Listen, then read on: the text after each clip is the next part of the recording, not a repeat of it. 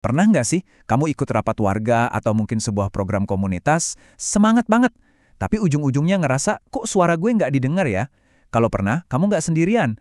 Nah, kali ini kita akan coba bongkar sebuah paradoks yang bikin frustrasi, kenapa partisipasi yang katanya mau memberdayakan, malah seringkali terasa sia-sia. Nah, ini nih pertanyaan utamanya yang bakal kita bedah bareng-bareng. Kenapa sebuah proses yang harusnya bikin kita semua punya suara, justru seringkali cuma jadi formalitas aja, tanpa ada perubahan yang berarti? Yuk kita cari tahu apa sih biang keladinya? Oke, coba deh kita lihat inti masalahnya. Di satu sisi, janjinya kan manis banget ya. Komunitas jadi berdaya, keputusan diambil bareng-bareng, semua dapat untung yang adil. Tapi, realitasnya seringkali pahit, struktur kekuasaan yang lama malah makin kuat, keputusan tetap aja datang dari atas. Dan yang paling kasihan, mereka yang paling butuh bantuan justru makin tersingkir. Nah, jurang antara janji dan realitas inilah yang kita sebut paradoks partisipasi. Mari kita mulai dari fakta yang mungkin nggak enak didengar ya. Ternyata, niat baik aja tuh nggak cukup. Partisipasi itu nggak otomatis adil, karena, yaitu, prosesnya bisa dibajak buat kepentingan segelintir orang aja. Dan ini bukan cuma teori loh, ini beneran terjadi di seluruh dunia. Studi-studi nunjukin pola yang mirip di mana-mana. Di Pakistan, orang-orang berkuasa yang ngatur semuanya. Di Malawi dan Zambia, giliran tokoh adat yang dominan.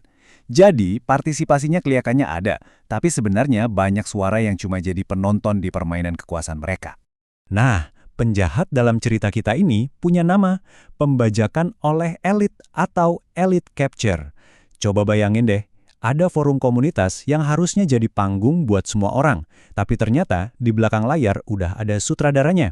Para elit lokal inilah yang ngambil alih acaranya. Dan ngarahin semuanya bukan buat kebaikan bersama, tapi buat keuntungan kantong mereka sendiri. Terus, gimana cara mereka ngelakuinnya? Biasanya ada 3 jurus andalan. Pertama, kontrol informasi. Mereka ini kayak penjaga gerbang.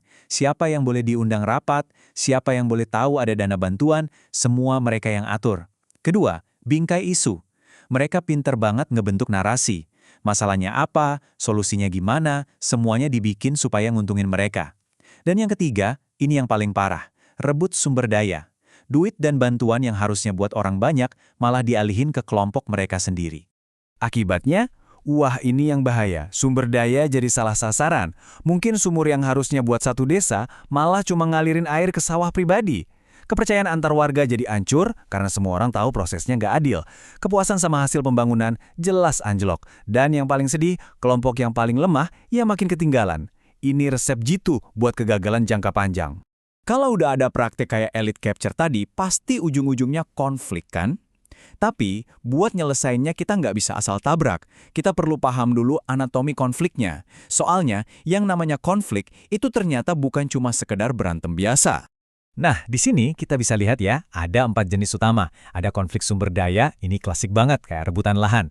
Terus ada konflik nilai, misalnya antara yang mau melestarikan alam sama yang mau bangun hotel. Ada juga konflik kepentingan, ini soal pembagian kue, siapa dapat apa dan berapa banyak. Dan yang terakhir, konflik hubungan, yang akarnya seringkali dari rasa saling nggak percaya. Kuncinya di sini adalah, kalau kita salah diagnosis jenis konfliknya, ya obatnya pasti nggak bakal manjur. Oke, masalahnya udah kelihatan kan? Sekarang waktunya kita buka kotak perkakas buat solusinya. Ada 3 strategi utama yang bisa kita pakai buat ngebangun jembatan, bukannya tembok di tengah-tengah perbedaan. Alat pertama namanya mediasi. Anggap aja mediator ini kayak wasit dalam pertandingan. Dia netral, nggak mihak siapa-siapa. Tugasnya bukan buat nentuin siapa yang menang atau kalah, tapi buat jadi penengah biar kedua pihak bisa ngobrol baik-baik dan nemuin solusi yang sama-sama enak. Lanjut ke alat kedua, fasilitasi.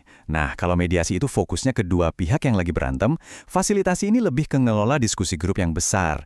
Fasilitator itu ibaratnya arsitek percakapan. Dia ngerancang suasana yang aman, biar nggak ada satu orang pun yang dominasi obrolan, dan semua orang jadi berani ngomong. Tujuannya itu kolaborasi, bukan saling serang. Dan alat kita yang ketiga, pembangunan konsensus. Ini bisa dibilang next levelnya. Ini bukan lagi soal kompromi, di mana mungkin semua pihak ngerasa agak kalah dikit. Konsensus itu tujuannya nyari solusi yang benar-benar didukung sama semua orang. Jadi mindsetnya berubah, dari yang tadinya saya versus kamu, jadi gimana caranya kita bisa menang bareng-bareng. Tapi gimana kalau kita bisa lebih dari sekedar ngurusin konflik? Di bagian ini kita bakal naik satu tingkat lagi.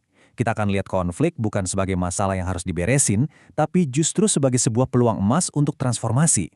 Kutipan ini benar-benar mengubah cara pandang kita kan? Coba bayangin deh, kita berhenti ngelihat konflik sebagai hal yang harus dihindari. Sebaliknya, kita lihat konflik itu kayak alarm kebakaran. Alarm yang ngasih tahu kita kalau ada yang salah sama sistemnya dan justru ngasih kita kesempatan buat ngebangun ulang sistem itu jadi jauh lebih baik. Nah, perbandingannya jelas banget di sini. Di sebelah kiri ada resolusi konflik. Ini kayak petugas pemadam kebakaran. Fokusnya ya madamin api yang lagi nyala sekarang. Penting sih, tapi sifatnya reaktif. Nah, di sebelah kanan ada transformasi konflik. Ini lebih mirip tukang kebun. Dia nggak cuma madamin api, tapi dia bakal nanya, loh, kok tanah di sini kering banget dan gampang kebakar ya? Terus dia perbaiki seluruh ekosistemnya biar apinya nggak gampang muncul lagi. Nah, inilah tujuan utamanya. Bukan cuma sibuk lari dari satu krisis ke krisis berikutnya, tapi secara proaktif membangun komunitas yang strukturnya kuat, adil, dan solid. Sampai-sampai api konflik itu susah buat nyala dari awal. Jadi, apa sih intinya transformasi ini? Pertama, kita harus lihat konflik sebagai mesin buat belajar. Kedua, kita pakai dialog buat membangun empati, bukan buat adu argumen. Ketiga, fokusnya adalah mengubah sistem dan hubungan yang udah rusak.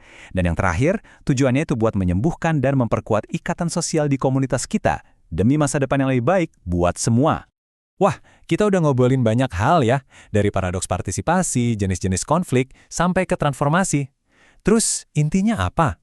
Apa artinya semua ini buat kamu dan saya dalam kehidupan sehari-hari? Nah, ini dia poin kuncinya. Partisipasi yang sesungguhnya itu bukan cuma soal kita diundang ke sebuah rapat, bukan. Partisipasi sejati itu adalah tentang kita punya kekuatan untuk ikut ngebangun ulang meja rapat itu sendiri.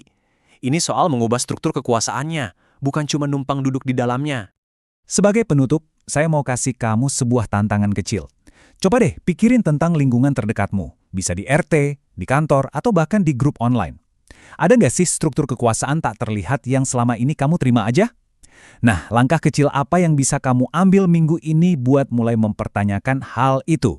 Karena perubahan yang sejati seringkali dimulai dari sebuah pertanyaan.